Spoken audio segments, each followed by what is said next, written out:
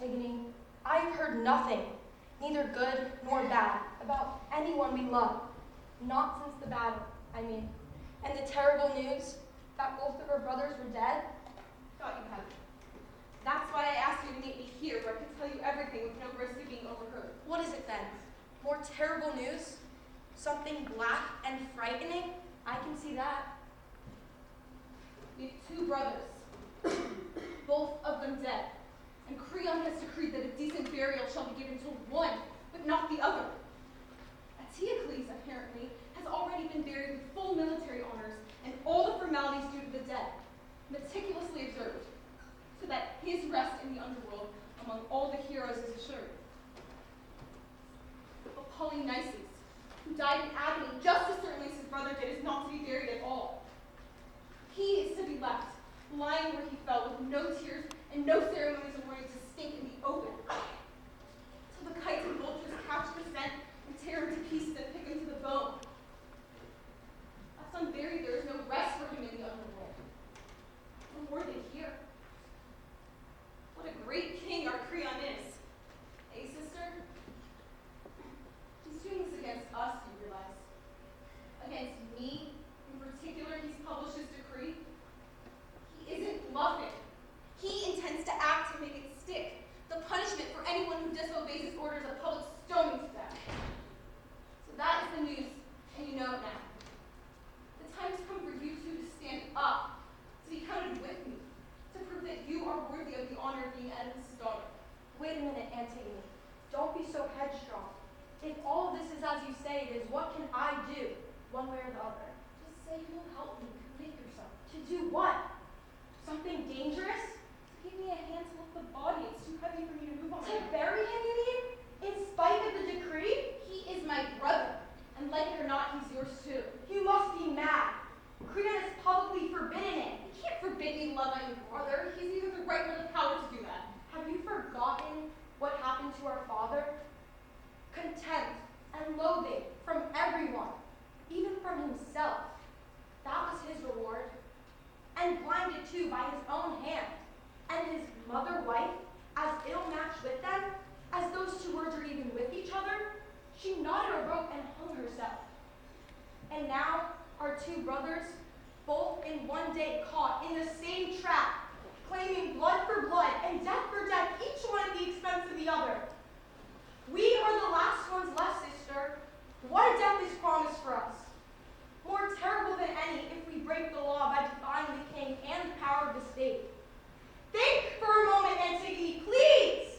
We are women, that's all. Physically weaker and barred from any political influence. Men are in power, and we must obey them.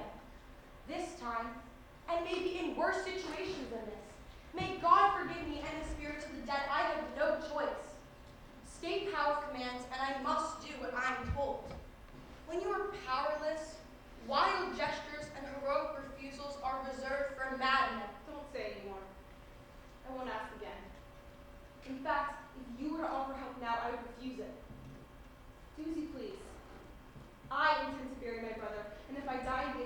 shall die with the knowledge that I have acted justly.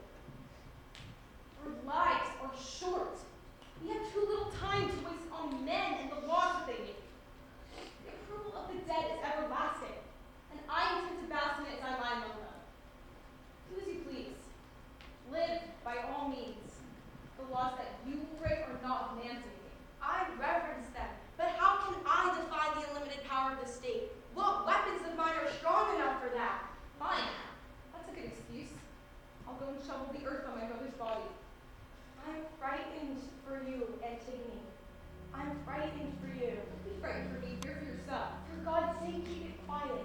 Don't tell anyone. I'll keep our meeting secret. Don't you dare! You must tell everybody. Shout it in the streets. If you don't, then I shall begin to hate you. There's a fire burning in you, Antigone, and it makes me go cold just to hear you. I'm not doing it to please you. It's for him. This obsession will destroy you, and you're starting to fail. I shall fail when I have failed. Not before. But it's hopeless. Why begin when you know you can't possibly succeed? Be quiet before I begin despising you for talking so feeble. Our brother will despise you too, unjustly. You can go now. Go. If I'm mad, you can leave me here with my madness, which will doubtless destroy me soon enough. Death is the worst thing that can happen, and some deaths are more honorable than others. If you made up your mind, Antigone, it's madness.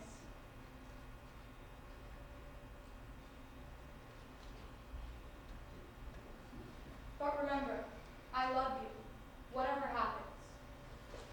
The life-giving sun has never shone more brightly on the 7 gates of peace than he shines this morning.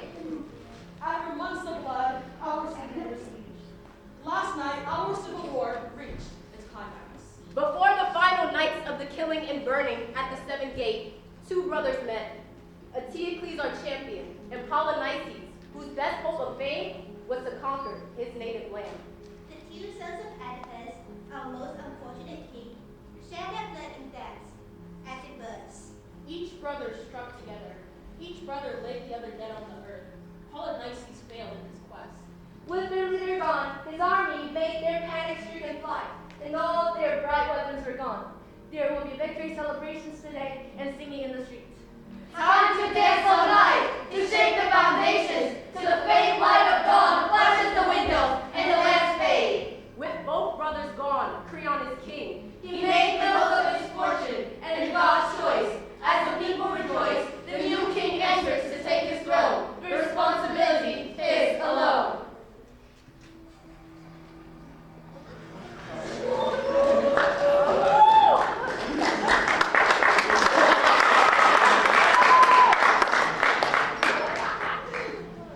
Our country, like a ship at sea, has survived the hurricane. The gods who sent it have navigated us into calmer waters now. I've chosen to summon this assembly because I know I can trust you. Both you and your predecessors were loyal and reliable when King Oedipus, in an exception of wisdom, restored the fortunes of the city. When tragedy struck him and his rule was ended, your loyalty to the blood royal was never questioned. You supported his sons. Today, too, were brought down. Each brother shedding a brother's blood. By that same blood right, as next of kin, I claim the throne in all of its power, both city and kingdom. I claim it and hold it from today as mine by right. No, there's no certain measure of a man's quality. The depth of his intellect, the maturity of his judgment, until he's put to the supreme test by the exercise of lawful power within the state. My opinion is well known. The ruler who fears the consequences of his actions, or is afraid to act openly, or take the good advice of his officers, is beneath contempt. Equally contemptible is the man who puts the interests of his friends or his relations before his country. There is nothing good that can be said of him. Allow me to make it plain before the gods, whose eyes are in every council chamber, that whenever I see any threat to this nation from any direction, I shall make it public. No one who is an enemy of the state shall ever be any friend of mine. The state is everything to us. The ship we all sail in. If sea sinks, we all drown. That's my policy. And in pursuance of this policy, I have issued an official state decree concerning the sons of Oedipus. Antigone, who died fighting for his country with exceptional bravery, we shall bury him with all the honors and funeral ceremonies customary for a man who died a hero. His brother, outcast, exile, Polynices, who returned here at the head of a foreign army to destroy his homeland, burn down the city, and bring destruction and contempt to the land and its laws. Reduce the people to condition of slavery, kill them in the streets. I have ordered that he should have no grave at all. No one is to bury him or mourn for him. His body is to be left in the open, uncovered, a stinking feast for scavengers, dogs, and crows, sight to inspire terror. I intend to make it quite plain that never under my administration shall anyone who commits crimes against the state reap any benefit from their actions. But people who serve the state, alive or dead, it's no difference to me. I shall honor them for their patriotism. You are king now. You have delivered your verdict upon the man who has defended the city and the man who has attacked it, unambiguously. The full power of law is in your hands and binds the dead as well as the living. We are all at your disposal. Make sure then that my orders are carried out. Younger men than us should implement your policies. I don't mean that. Polynices' body's already under guard. What else must we do? What other responsibilities will you lay upon us? Not to intrigue with dissidents or subversive elements. We are not mad, sir. We know the law and a penalty for breaking it. Which will be death. And be in no doubt, I shall enforce it. Because there are men in this city who risk anything, even death, the bribe is large enough. My Lord Creon, sir, if I can hardly speak for lack of breath, it is not because I ran. I kept on stopping, as a matter of fact. I hung about half a dozen times. I never thought of anything so much. But then I said to myself, if Lord Creon hears this from someone else, you're surely in trouble. So I hurried here, and in the end, I reckoned it'd be safer to face it out. Talk sense, then. Why are you frightened? Well, first of all, sir, for myself, my own point of view, I never done it. And I didn't see who done it neither, so I shouldn't be punished for it, should I? Take great care to disassociate yourself from what you say. It must be bad news. It is bad news, sir. I'm so scared. I don't know how to put it the best. Plain, sir. Then we can be done with it. Straight out with it then. The body's buried. Someone or another. A handful of dust. Dry dust. That's all. But properly sprinkled, even religiously. What you were saying? Who's dared to disobey my orders? No way of knowing, sir. We have no idea. There's been no king, no skid marks, or nothing. The ground's raw blood. Nothing to tell us what has happened. No clues of any kind at all. A real row started then. There was shouting. It could have been a fight. There was no one there to stop us.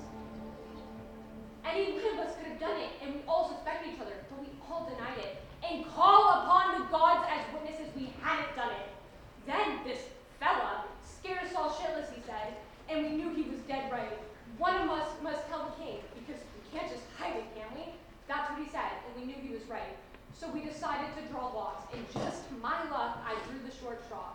So here I am, and I don't like telling you one bit more than you like hearing it. The bloke who brings bad news never gets the medal. My Lord Creon, this policy of yours has worried me from the start. My political instinct tells me that this is some sort of sign or warning, and perhaps from the gods. How dare you! Shut your mouths! All of you! Before I lose my temper! Is it likely, remotely likely, that the gods would think twice over that pile of stinking meat? By God, you blasphemy, even to suggest they give a damn whether he was buried or not, let alone grant him an honorable funeral, as though he wanted their principal supporters. The man who came to burn down their temples, plunder their treasures, pull down their statues, and bring destruction and contempt for their land and its laws. Do the gods love criminals these days? No, they do not. But there are men in this city, and I have noted them, a subversive faction, enemies of the state, a cell of oppositions, call it what you will, who reject the law in my leadership. They meet in secret and nod and whisper their seditious talk. And they are behind us. Any fool can see that. Their bribery has suborned my soldiers and paid for this demonstration against my authority. Money. Money is the virus that infects mankind with every sickness we have a name for it. No greater scores than that. Money corrupts them into doing things they'd be ashamed to even think of before the fee was mentioned. And so there's no crime that can't be bought. And in the end, brings them into the execution chamber. Well, whoever they are, these men who have sold themselves will find the price considerably higher than what they thought it was. You, soldier, come here. Get this into your head.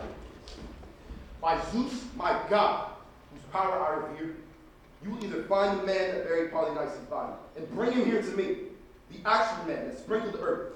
No other will do. Standing here in front of me, or you soldiers will die for it. Death, I promise you, will be the least of your punishments. Choice is yours. Am I allowed to speak, sir? No! Why should you speak?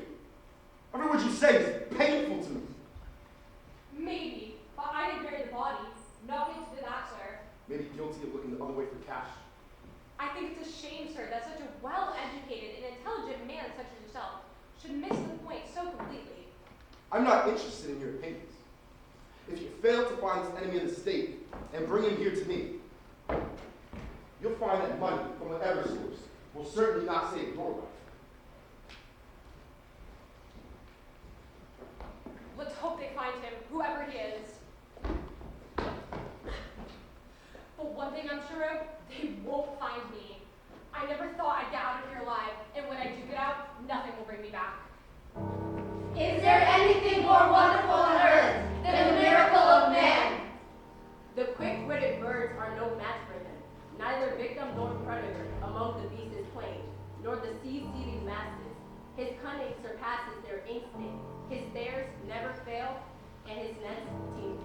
The wild bull of the savage mountain, the magnificent stag who passes like a king through upland and glen, the untamed horse with matted tresses uncut on his neck, all submit to man, and the yoke and the bit, and his power increases. There is no problem he could not resolve. By the exercise of his brains or his breath, the only disease he cannot solve or cure is death. In action, he's subtle beyond imagination, limitless in his skills, and these gifts are both enemies and friends, as he applies them with equal determination to good or to evil. But wait! I can't believe my eyes! Can this be true? This is Antigone! I recognize her as clearly as I see you! Her father's destiny was suffering and pain, and on all her progeny, misfortunes reigned. Child, did you openly disobey the new king's order and bury your brother? We saw it, actually bearing the body. Caught him in the act, as they say, red-handed. Only it's not a him, it's a her. Where's the king? Just returning now, when he is most needed. It's all the noise. The look at things, I'm here not a moment too soon. What has happened? Lord Creon, I reckon it's always unwise to swear oaths and make promises, even to yourself. So here I am, again, as the comic said, and my promise is not worth the air they were spoken with. This girl is your criminal. We caught her doing it, actually setting the grave to rights. So I brought her here, and there was no panic this time, no recriminations or drawing lots. This job was all mine. I caught her, and I'm here to claim the credit for it. So take her and accuse her, stone her to death if you like. By rights, I am free to go, and am well shot of all of it. Slow down. Where did you arrest her? Tell me the details. She was burying him. What else is there to say? Are you out of your mind? You realize the implications of what you were saying. Sir, she was burying the body you specifically told her not to bury. I can't speak more plain than that. Did you catch her in the act? Did you see her doing it? As soon as I got back, remembering all those threats or promises you made me, we brushed all the earth off the naked body, which was all wet and beginning to decay by now. We sat up on the ridge, well windward of the stake. The sun was smack overhead, blazing down, and the heat was something terrible, I can tell you. Then a dust storm blew up, definitely a twister it was, blew all the leaves off the trees, blotted out the whole sky, and completely blinded us. Then suddenly it stopped. When the sky cleared, we opened our eyes, and we saw this girl standing there, sort of wailing as though she were in pain. She was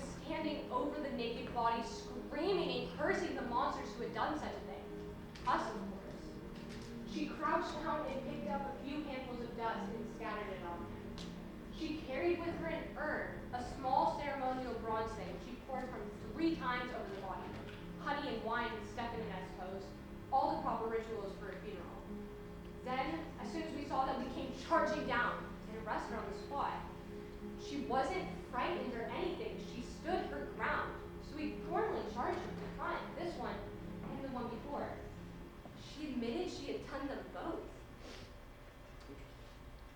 And you with your head down, what do you say to this accusation? You admit it? Are you guilty or not? Yes, I'm guilty. I don't pretend otherwise. Soldier, get out. You clear all charges against you and are free to go back to your unit. Now, Antigone, tell me a simple yes or no. Did you hear of my order forbidding the burial? Of course I heard it. How could I not? And yet you dared to disobey the law. Yes, I did. It's your law, not the law of God. Natural justice, which is of all times and places numinous, not material, and holy as Zeus, not kings, recognizes no such law. You are merely a man, mortal like me, and the laws that you enact cannot overturn ancient moralities or common human decency. They speak language of eternity, are not written down, never change. They're for today, yesterday, and all time. No one understands where they came from, but everyone recognizes their force, and no man's arrogance or power can make me disobey them. I would rather suffer the disapproval and punishment of men than dishonor such ancient truths. I shall die, of course, sometime, whether you make laws or not. My death comes sooner rather than later, I shall welcome it. My life has been miserable, is misery now, and I will be more than happy to leave it. There will be no pain, no dishonor in that. But to leave my mother's son out there in the open, unburied, that would have been unendurable. I could not have borne it. Whereas this, I shall endure. By your judgment, of course, I'm told. But by mine, it's the judge, not the accused, who's behaving foolishly. This is her father speaking. Stubbornly in. She won't give way, not even with the whole power of the state against her. Well, we shall see. Any man can be broken, and often the most committed and determined break suits. Even I, the flying fire tomorrow, come to a temper, and will snap as soon as the oppression flies. Can break it in pieces.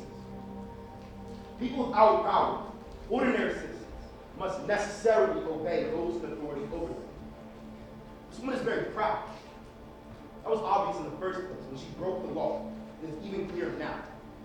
She glories in the crime she has committed, and insults me to my face, as well as ignoring my decree. If she's allowed to flout the law in this way, all authority in the state would collapse. I will not have that. There would be no exchanging of roles here. Me playing the woman while she plays the king. She's my niece, my sister's child, but I am the law, and that responsibility lies above kinship. Were she closer, the closest, my own daughter, my duty would proclaim. The law has its weapons, and they will strike at her and her sister too. Her accomplice, I have no doubt, in this illegal act, to the full extent of the punishment prescribed. The other one is Amanda. Bring her here. I saw her in the corridor, talking to herself, sobbing like a madman. Guilty consciences, you see, can never be truly hidden. The human face reveals conspiracy before they are enacted, again and again. But, there's nothing more disgusting than the confessed criminal who tries to justify his actions, as this woman has done here today. What more do you want? Kill me and have done with it. I want nothing more than that. That'd be enough. And what are you waiting for? Nothing you say will be of the slightest interest to me, and my arguments you will not listen to. I've done what I said I'd do. I buried my brother, and I aspire to no greater honor. And if I am to be famous, let it be for that. All of these officers of yours, they all agree with me in their hearts. But there is no gag like terror, is there? And tyrants must have their way both in word and action. That's their privilege. None of the Thebans anywhere in the cities think as you do. They all do. But they keep their mouths shut when you're here. Who said this? Not at all. You should be ashamed setting yourself up against the majority, disregarding the will of the people. I love my brother. I honor him dead because I loved him living. There's no shame in that. And the one he murdered, wasn't he your brother? My mother bore them both and I loved them both. Yes, and one died defending his country while the other traitorously attacked it. The dead have their rights, and we have our duties to them, dictated by common decency. And if good and bad are to be honored equally, we're allies, patriotism, civic duty. Death is another country. Such things may not be valued there, may even be crimes. An enemy is still an enemy, dead or alive. I was born with love enough to share. No hate for anyone. Share your love, by all means. Share it with the dead. I wish them well. Women must learn to obey, as well as men. Law is law, and they will have no special treatment.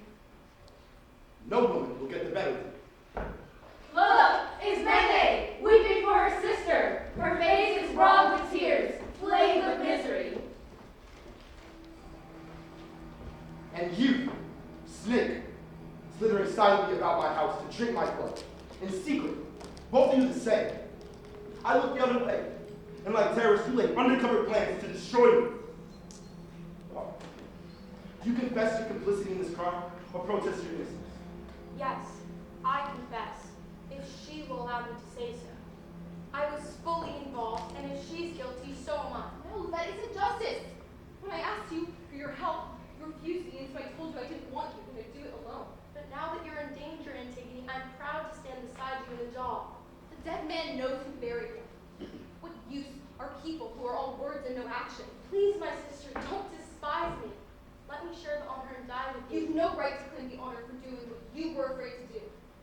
One death will be enough. Why should you die? Because life without you won't be worth living? Ask Creon to protect you. He is your uncle. Do I deserve such contempt? Do you enjoy making fun of me, sneering at my misery? You're right. The reflection of my own pain and such bitter pleasures are all I have left. Let me help you then. It's not too late. Save your own life. Do that for yourself, without any criticism from me or envy.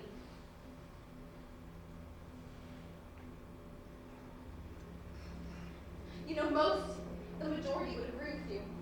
Some would be of my opinion. But we're both in the wrong. We're both condemned. You must live. I have been dead for a long time. Inwardly. I am well suited to pay honor to the dead and to die for it. These women are rotten, lunatics, both of them. One of them going off her head before us, the other one born about us. Well, are you surprised? Anyone would crack the most tough-minded person under such treatment. You lost your senses when you allowed yourself to be influenced by her lunacy. There is no life for me here without my sister. Don't speak it. She's as good as dead. Will you kill the woman your son plans to marry? There are other women. No lack of choice for you. Other fields to apply. But they're devoted to each other. You can't change love as you change your clothes. No son of mine can marry a criminal. Oh, Haman, when you hear how your father insults you. Let him hear. What does his mistress matter to me? Lord Creon, you insult your own, therefore we betroth. Will you tear the woman from your own son's arms? Fact. Death. Parts all lovers, sooner or later. The poor child's doomed, her death warrant sealed and delivered. By ye all as well as by me. You heard the word and agreed with me, if only by your silence, before the criminal was known. Take them away, lock them up, and keep them under close guard. It's time to understand that they're women in their proper place in this society. But there's nothing like the immediate threat of death to make them look reality in the face. On every descendant of the ancient line of Oedipus divine, and merciless retribution falls. In the unremembered past, the cold hands of the dead reach out to the living, and no one is spared. Another generation sheds its blood, new life snuffed out, the younger bare, for the same bloody act, the sin of Oedipus, arrogance, brings its bleak harvest in. But all men hope, and some have ambition. Far and burst and never tire. To the flames burn, on his feet, and the once solid wood of his life is reduced to its last condition, ashes and dust. A wise man said, when a man commits crime and is proud of the action, a flaming sword hangs over his head. No future but a grave and a funeral urn. Creon, here comes your youngest son. Is he desperate with grief that his future bride should be so cruelly denied and all his hopes of happiness gone? My dear son, doubt you've heard the news of our final decision. The condemnation of the women who intended to marry. I do hope you do not come here in any spirit of anger against your father, but an understanding that we are always comrades, and my love for you is unshaken. I know I am your son, Father. I understand your depth of experience in matters of state, and I try to follow and benefit from it whenever I can. Any marriage would be worthless to me that did not have your love and approval. Good fellows. Hang on to that. A father's opinion should always be influential with his sons. And fathers with young sons, especially when they pray for them, ask that they grow up to be loyal, obedient under pressure. The first to strike at their father's enemies, just as they are the first to support his friends. Don't be taken in with it. Don't let any woman ensnare you by exploiting your sexuality or any of the attractions that lure infatuated men into submission. God help the lovesick fool who marries a God. Passion never lasts. In a cold bedroom brings cold hearts, anger and bitterness. For there's no hatred so strong and so violent as the hatred of two people who were once in love. Get rid of this girl, my boy. She's an enemy. No good to you or your best friends. Spit her out like poison. Let her find herself a husband that suits her among the dead. I wish them well. If an old man is fit to judge, Lord Creon, you have spoken rationally, sensibly, and with the wisdom gathered from long experience. Father, the most enviable of man's gifts is the ability to reason clearly. And it's not for me to say you are wrong, even if I were clever enough or experienced enough, which I'm not. But it's also true to say that some men think differently about these things. And as your son, my most useful function, it seems to me, is to keep you in touch with what other people are thinking, what they say and do and approve of or disapprove of, and sometimes what is left unsaid. So the prospect of your disapproval is a great silencer of most men's tongues. And some things are never said for fear of the consequences, but I can sometimes hear what is whispered behind people's hands everywhere. I hear sympathy expressed for this unfortunate girl, condemned as she is to a horrifying death no woman here has suffered before, and unjustly in most people's eyes, in burying her brother, who was killed in action. She did something most people consider decent and honorable. Instead of leaving him naked in the battlefield for the dogs and kites and scavengers to pick to the bone, she should be given a medal for it. And those same people say, and her name inscribed on the roll of honor. Such things are whispered in secret, Father, and they have reached my ears. Sir, your reputation matters to me as much as your good health and happiness. Indeed, your good name matters more. What can a loving son be more jealous of than his father's reputation? And what could please a father more than to see his son's concern that people think well of him? Let me beg you, Father, let me beg you to have second thoughts, and not be so sure that your opinion is the only right one and that all men share. The man who believes that he has the monopoly of wisdom, and what he says and what he thinks is of any relevance, reveals his own shallowness of mind with every word he says. The man of judgment knows that it is a sign of strength, not weakness, to value others' opinions, and when he is wrong, to admit it openly and to change his mind. Please, Father, please think twice about this. If a man of my age may lay some small claim to common sense, let me say this: absolute certainty is fine. If a man can be certain that his wisdom is absolute, but such certainty and such wisdom is just rare among men, and that being so, the next best thing to do is to learn to listen and to take good advice when it is offered. There is a lot of sense, my Lord Creon, in what this young man has said, as indeed there is in everything that you have said too. The fact is, you are both in the right, and there is good will to be said for either. Is that what? Am I expected to listen and take lessons in political tactics at my age from a mere boy? I am a man, Father. My arguments are just. They stand upon their merits, not my age. Oh, they stand upon their merits, do they? What merit is there, please tell me, in breaking the law? If she'd done something shameful, I wouldn't defend her. She's brought the law to contempt. That's shameful. Listen to the people in the street, Father, the ordinary Thebans. They say she hasn't. I have never based my political principles on the opinions of people in the street. Now you're the one speaking. speaking like a boy. I'm speaking like a king. It's my responsibility. And I will act according to my own conviction. When the state becomes one man, it ceases to be a state. The state is the statesman who rules it. It reflects his judgment. Belongs to him. Go rule in a desert then. There's no one there to argue with the king, you'll be there. This boy's mind is on the woman's side. If you are a woman, I am. I'm on your side, Father. I'm fighting for you. Every word you have said is against me. Your own father. When I know you are wrong, I have to speak. How am I wrong? Am I taking my position in the authority of the state? Is that so wrong? When position and authority ride roughshod over moral... You're weak and exhortant and contemptible with no will of your own.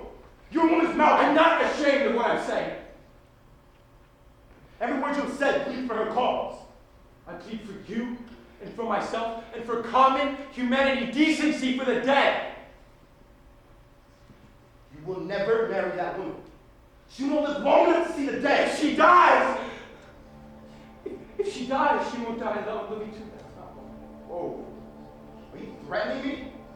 How dare you? No, that's not a threat. I'm telling you, your policy has been misbegotten from the beginning. If anything is misbegotten, here it's my son.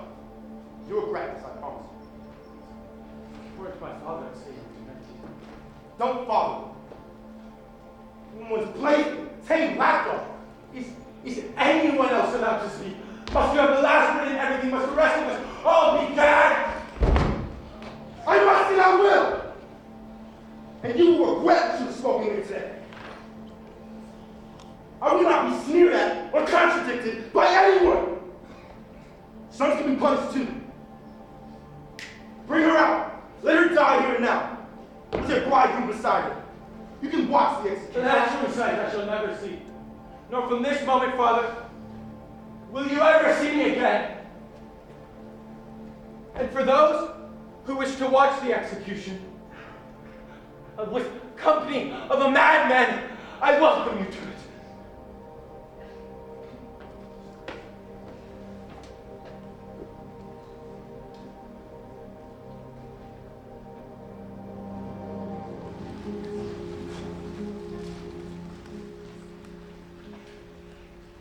Lord Creon, an uncontrollable fury has possessed your son and swept him off like a whirlwind. A young man's anger is a terrifying thing. Let him go, shout his head off, about moral this and decent that, till he raises himself senseless. The two women are sentenced, and it'll take more than bluster to reprieve them. I promise you. Sir, You mean to put both of the sisters to death? No, you are right. The one who covered the body, not the other. And for the condemned one, What manner of death? Take her to some lonely place, rocky, unfrequented by anyone. Find a cave and walk her up in it. Bury her alive, with just enough food so that no guilt will fall upon us or the state. She'll have plenty of time to honor the gods in their dead, since they receive so many different prayers. They will release her, and she will learn that worshiping the dead is not the business of the living. When the gods upon right of passion makes war, he always wins. No force on earth can withstand his powerful, merciless hand. The gods themselves run mad, men lose their wits, and no one is spared. What else could provoke this strife? Between father and son, this family divided, and murderous anger between kin? There is a fire in a woman's eye, incited by such consuming heat, a man's mind can burn.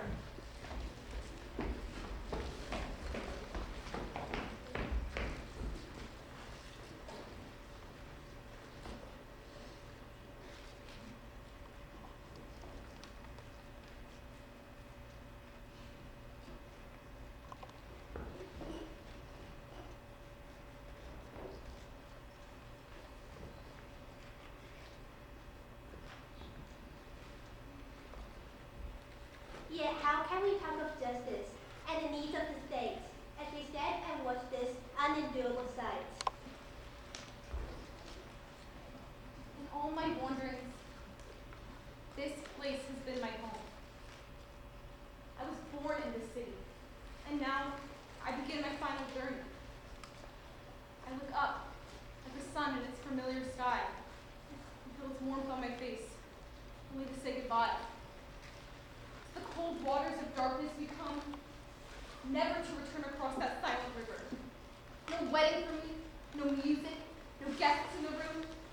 My wedding gift is eternity in a stone tomb. But your action is famous, and every street mouths whisper Antigone. You go down to the dead with the promise of glory ringing in your head. Remember the sad story of Tantalus' daughter? She was a stranger, like me, in danger like mine. And there was no glory for her, only the endless shock of the elements and the terrible place where she was imprisoned. The mountains embraced like fingers of ivy tying her down. What bitter tears she shed as the slow rock petrified her by inches and she died. Her story is mine. But she was a goddess, not born for death. Will it soothe your pain to live on in legend and stone? This is a mockery. Like everything the city of our fathers has ever held sacred, my dying is no joke. And forests and rivers and our heathen rivers ceaselessly flowing, my only friends and mourners as victimized by an unjust law, I go to my final home. To wait when cold darkness descends, starving in my stony bed, halfway between the living and the dead. No one had ever dared to go so far before as you have dared to go. Nothing more painful than that. The remembrance of my father's long agony and the curse on my suffering family from the beginning. So much grief in the unlucky chance of the son finding the mother's bed, and worse than anything, the desperate offspring of that unspeakable marriage. And I share that terrible destiny. Conceived in incest, no repentance can soften the punishment. The years pass, the agonies increase, and there is no pity for our tears. No marriage for me, for certain. I shall close that book forever. The weddings will cease. To pay respect to the dead is praiseworthy, an act of love, and religion must have its due, but no civilized state could be obeyed, whether we approve or disapprove. Spare me your sympathy. Weep no false tears. I know the path that I must follow, to the sunless country of eternal sorrow, the bleak waters of eternity, the unimaginable years. No grief where none is felt. I shall go alone and in silence to my house of stone. If death could be prevented by singing arias about it, or other self-indulgent displays of grief, this performance would go on forever, I have no doubt. But I've heard enough. Take her away. Lock her up in her stone vault, with half a mountain for a roof. Then break up the door. Let her die there if she chooses. Or let her stay alive in her grave. Why not? Whatever she chooses, there will be no guilt upon me or the state. Her death is her own, but there is no business for her among the living. To my grave then, my honeymoon bed, my prison, my crypt under the mountain, my home for the rest of time. I shall meet so many of my relations there. My father will be there to greet me at the door. My mother will smile and hug me close as she always did. And my brother. He will be glad to see me more than all the rest. At each fresh grave I sprinkled the earth. At each I poured the purifying water and made offerings. And for my beloved Polynices, whose broken body I set to rest, I am rewarded with a shameful death. There are some I know more thoughtful people who respect my actions. They must justify me. Not for a husband, you understand. Not even for a son would I have done this. If the law had forbidden it, I would have bowed my head and let them rot. I could have married again. Another husband and had more children by him who first to die. Do you see? Do you understand me? But my mother and father are dead. There will be no more brothers, never again. My love had to speak of Polynices' grave or nowhere. And for that terrible crime, my dearest brother, Creon, sentences me to death. Drags me here and will shut me away in a cavern under the mountain, a living death, in silence, in darkness, in solitude. I shall die unmarried. All those pleasures denied me, my motherhood denied too, no children to love me, to love, and now no friends. What moral law have I broken? What eternal truth have I denied? Yet now not even a God can help me, and there's is no man who will. I'm certain of that. No help and no hope. How can there be when common decency has become a crime? The gods in heaven have changed their minds, and this is the way that they order things now. I shall soon know it, and I will have learned my lesson the hard way. But if some others are mistaken, let them be punished as I have been punished, and suffer the injustice that I suffer.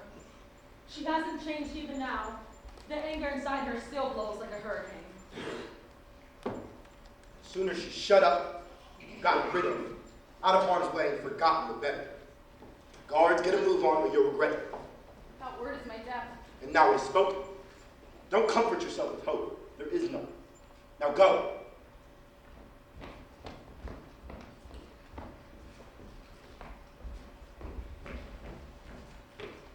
This is the land of my fathers. Thieves, built by a god. See my tongue's run out. There is no more left. I am the last of the royal blood, a daughter of kings.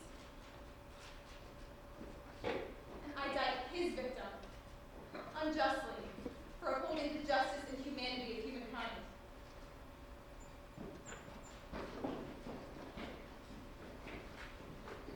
Fate has its own momentum. When things must be, they will be.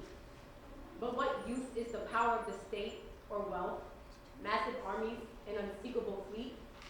Gods make their entrance by strength or stealth, and no tombs or towers can keep them out. The sleep of reason is not darkness, but another kind of light. Man's fate is determined, will not be denied. The child Antigone pays for his parents' crime.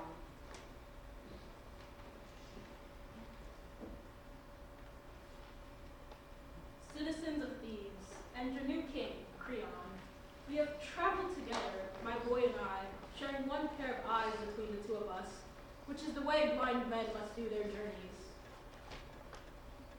Tiresias, what news brings you so far? Important news that cannot wait, and advice, which, if you are wise, you'll listen to. I've always listened. More than once. Acted upon. And like a sensible captain who values his pilot, you've avoided the rocks. I admit it. We all do. We are in your debt. And for God's sake, listen to me. You're like a man balancing on a razor, likely to fall or cut himself to pieces. Any man would shudder hearing such things from your lips, which have foretold so many horrors. Tell me what you mean. Oh yes, I intend to. Everything in my experience of forecasting the future and understanding symbols revealed to me, I shall make plain to you. I was sitting in my usual spot, a place where I could hear the singing and the secret language of the birds and understand their meaning, when I heard, quite unexpectedly, a terrible new sound. It was like shrieking or cries of anguish, hysterical twittering and whistling. It was like the babble of a barbaric language only capable of expressing hatred and pain. By that and the wild beating of wings, I knew the birds were at war. Such sounds could mean nothing else. I could well imagine their blood-stained beaks and dripping claws, and such a thought disturbed me greatly. At once I went to the altar to see what I could learn from sacrifice by fire, but nothing would burn. A filthy liquid ran from the flesh and dropped onto the embers and sizzled and bubbled among the ashes. And then the gallbladder burst, spreading stinking acid across the meat and melting the fat and rendering it down until the bone was left bare. I saw all this, well, my boy saw it, as he sees for me what I cannot, just as I see things to which other people are blind to. But in that filth, I read nothing. The oracle was clogged with fat and decay. And then it was revealed to me.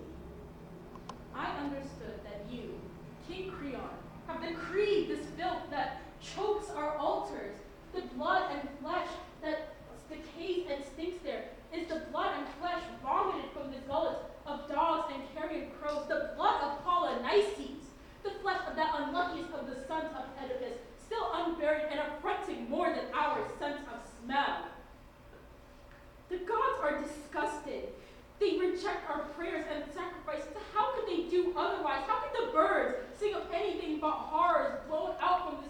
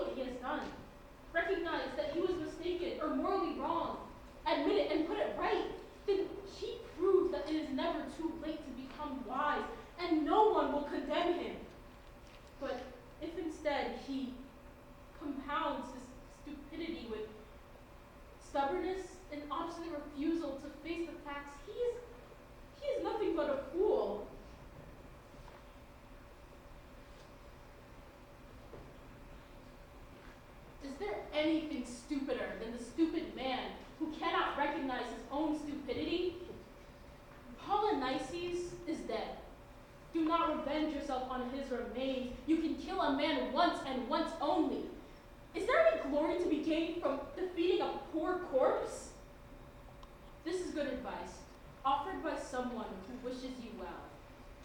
Take it. So that's your advice, is it? I'm to be the target. Everyone should shoot at me.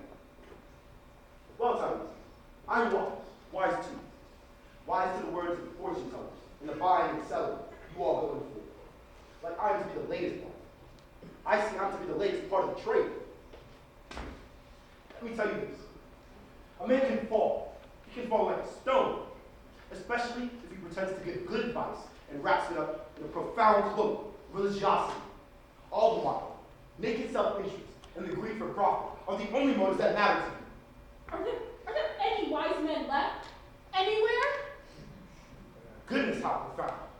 Do you have any more thunderous platitudes to follow that one? Mature judgment cannot be bought. No treasure is as valuable, and good advice is worth more than a fortune to any man. Bad advice is worse than words. The disease that affects the wisest of men. You describe your own symptoms exactly. I refuse to be involved in a quarrel or slaying match. The recognized prophet of thieves. And yet you insult me to my face. You say my predictions are both false and dishonest. That is because all fortune tellers are money grubbers and charlatans. Kings too have been known to be inquisitive. Do you realize the man you were talking to? I am the king! You are the king, yes! My good advice helped make you one. I know. You've had your successes. You've been right on more than one occasion. But honesty is another matter. I've never trusted you. Do not provoke me to tell you everything. The dark waters of prophecy are better left undisturbed. Disturb me. I don't care. Say anything. Anything at all. But say it honestly. Not for cash. Are you really foolish enough to believe that money had ever been my motive? Well, because my integrity is not for sale. Listen here, Creon. This is the truth. Before many more days, before the sun has risen, let's say a few more times, you will have made your payment corpse for corpse with a child of your own blood. The woman who still lives, you have given to the grave. And yet the dead man is left unwashed, unwept, and without the common courtesy of a decent covering of earth, so that both have been wronged, and the gods of the underworld, to whom the bodies justly belong to, have been denied and are insulted. You usurp rights which not even the gods themselves dare question, prerogatives which are not in the powers of kings. Even now, implacable avengers are on their way, furies who rise up from hell and swoop down from heaven and fix their hooks onto those who commit crimes and will never let go. The suffering you have inflicted upon others will be inflicted upon yourself. You will suffer as they have. Am I speaking for money now, do you think? Have I been bribed? Very soon. Yes, it will be soon. There will be screaming in this house, bitter tears, crying, men as well as women, cities, states will turn to you for the crime you have committed. Vultures and dogs will swarm the streets, dropping bits of the unburied men at doorstops, corners, public squares. They will smell the pollution and turn to you, its author. That is all I have to say. You have made me quite angry, Creon, and so I have made you my target.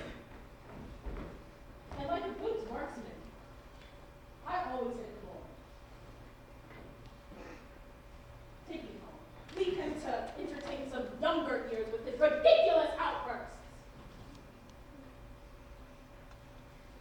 Either that, or have him learn mature judgment and how a wise man controls his tongue. My lord, they're gone, promising nothing but disaster to come. My mind is torn apart, like a tug of war, one way to the other. How can I give way now? Lord Creon, it's time to take good advice. Give it then. Don't be afraid. I'll listen.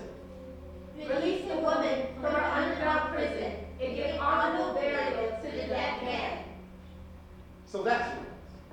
Total collapse. Complete withdrawal. Do you all think that? We do, sir, and do it quickly, for heaven's sake. The gods are faster than we're punishing men with the consequences of their own actions. Yes. I'll go myself at once. Somebody, everybody, bring blades and sledgehammers out into the mountain. I'm coming with you. If I've acted upon it, I'll do so with exactly the same determination. I sentenced her, and I'll set her free. Tear down the bricks with my own hands if necessary.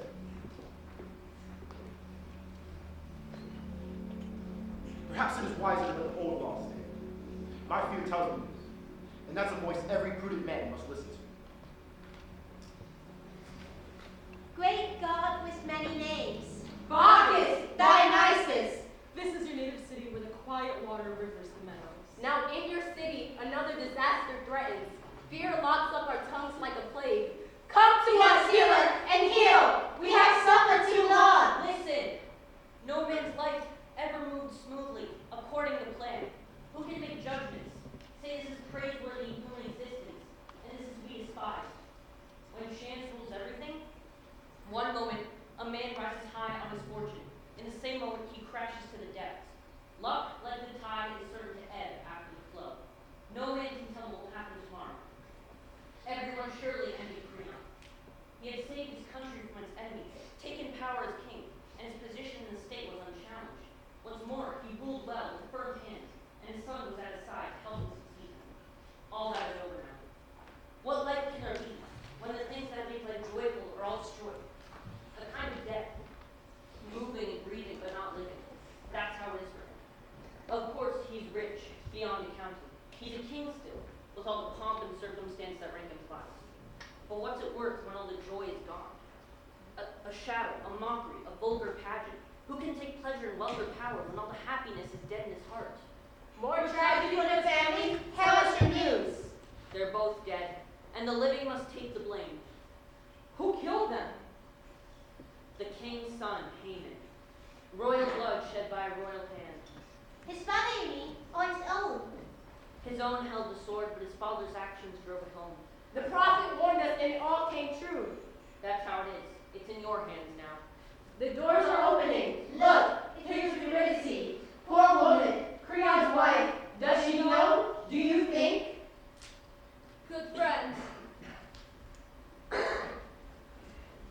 My ears caught something of what you were saying as I opened the door. I was on my way to offer prayers to Palace Athene when I heard a few scraps of your conversation. Enough to make me fear what all mothers bear. An accident. Or some disasters to those who love. I almost fainted. Please, speak it out plainly, whatever it is. I can bear it. We have brought us the wisdom in this family. Dear Queen, whom we all respect, I was there. I saw it all, and I'll tell you exactly what happened. There's no point in trying to soften the blow now, only to be proven a liar later. It's best to tell the truth. I went with the king, your husband, to the edge of the battlefield, where we saw the body of Polynices, still lying where he fell and in a terrible state. The dogs had been at him. So we washed him, or what was left of him, with holy water, cut fresh branches to make a pyre, and burn the remains. Then we shoveled a mound of his own Theban earth over the ashes. After that, we hurried off to the prison cell furnished with stones. But before we arrived, one of the soldiers, with the unenviable job of guarding that God-forsaken place, came running back to tell the king that he heard a terrible noise, like screaming, coming from inside the mountain. And as Creon got near, he heard it too, faint but audible, a kind of moaning or sobbing, low and unearthly, as though Greek were speaking in its own naked language. The king groaned aloud, and we all heard him say, "Oh God, this is what I was afraid of. Am I a prophet too? You, quickly, guards, anybody, get in there, and tell me if it is my son's voice I recognize, or whether the gods are playing some brutal game with me." So we went in and looked, as the half-crazed king had told us to. And there we saw her, strung up by the neck, hanging from an improvised rope of twisted linen strips. Right beside her was Haman, clawing her body as it dangled there, sobbing brokenheartedly at his wife's death, and the marriage bad luck, and his father's cruelty made certain would never take place. When Creon saw them, he staggered into the cave, groaning like an animal, and sobbed aloud, "My boy, my poor boy, what have you done? Come away from there. Come out, for God's sake, please, come away." The boy just looked at him, and his eyes were terrifying, like an anger I've never seen before. Without a word, he spat in his father's face and lunged straight for your husband. But Graham was quick and skipped out a distance, and the poor lad, hysterical with grief and self-disgust, held his sword at arm's length and plunged it between his two ribs. Then, still conscious, he lifted her into the crook of his arm and cradled her there in his own blood. His breathing got harder and shorter as his life flooded away before our eyes like a fountain, so that her white cheeks flushed red again with the bloodstains.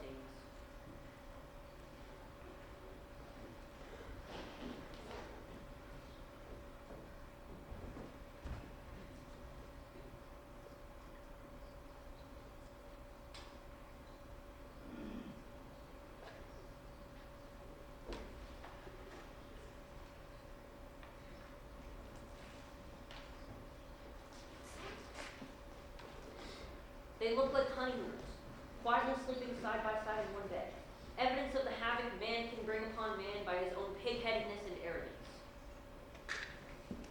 His wife has gone without a word, giving no indication of her own feelings, one way or the other. A public demonstration of grief would be unlike her.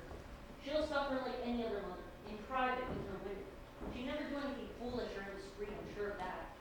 That sort of silence is sometimes more threatening than screaming in tears. I'll go in after. Look there, the king is coming, but not alone. A silent witness walks before him, dead as stone, unspeaking evidence that the crime, like the grief, is all his own. He suffers now for his wrongdoing. Hang. There was a hatred inside, the urge to destroy drove me like a maniac. An insane plunge towards death. Your death, my boy. I was responsible. My actions killed him. There's no blame for him. None. Blasted in the morning of your life. My hope. My joy. My hand powered the knife. My arrogance determined your fate. You see the truth now, but you see it too late. Suffering is the only school teacher. The gods have broken my back and destroyed my self-respect. Man is but a naked mortal creature. Affliction is all you expect. My lord, you have suffered enough, but more suffering is marked your name. One agony lies here in the open. Another is waiting. The same anguish redoubled behind the door. There can be nothing worse. My heart is broken. Your wife is dead, the mother of this slaughtered son. Her wound is fresh, but the breath of life is gone. Will you kill me too, or bring me to my knees to suffer longer, beating my head insensible with pain? What more can you say, messenger of death, with a sad face, and what have you said already? It could be no worse than it is. Would you kill me again? First the son, then the mother. No end to this grief? There's no hiding it now. See it for yourself.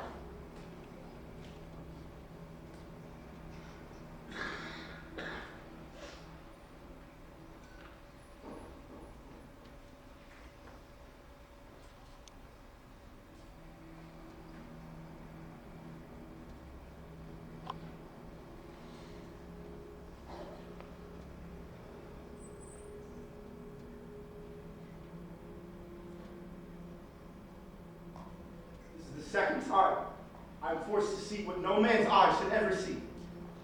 Even once. Is this how it ends? Will there be more torture, more suffering? A few moments ago, my trembling arms embraced the dead son. Now, death has snatched the mother from my hands. It was there by the household shrine she collapsed, still holding the razor-sharp knife.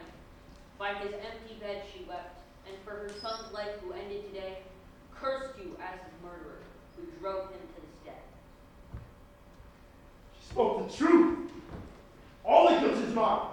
I am the murderer. Make that plain. Somebody, anybody, take me away. I disgrace the decent light of day. I am nothing now. I have become nothing. Nothing can happen to a man who's nothing. How can we judge for the best in times like this? Prompt action is safest. What more is there to lose? Where are you, my friend? Come, wrap me in darkness. Why waste another day? What good is daylight to me anyway? Why should my misery darken the face of another dawn? Pull down the blind. Tomorrow is a mystery. No man can say what time will make plain. We live day by day. The future is in greater hands than ours. I am nothing. I want nothing. My last, simplest prayers. No time for prayers now. Too late to pray. What must come? Will come. Tomorrow or today. I am nothing. Take me. The man unknowingly killed his wife and son. Where shall I go now? Left or right? All wrong turnings now, into the night. Darkness hiding. There's blood on my hands. My back is broken. My head is split. I should be dead. The key to human happiness is to nurture wisdom in your heart. For man to attend to man's business and let the gods play their part. Above all, to stand in awe of the eternal, unalterable law. Everything but himself. In the end, the gods will bring him to grief. Today, it happened here.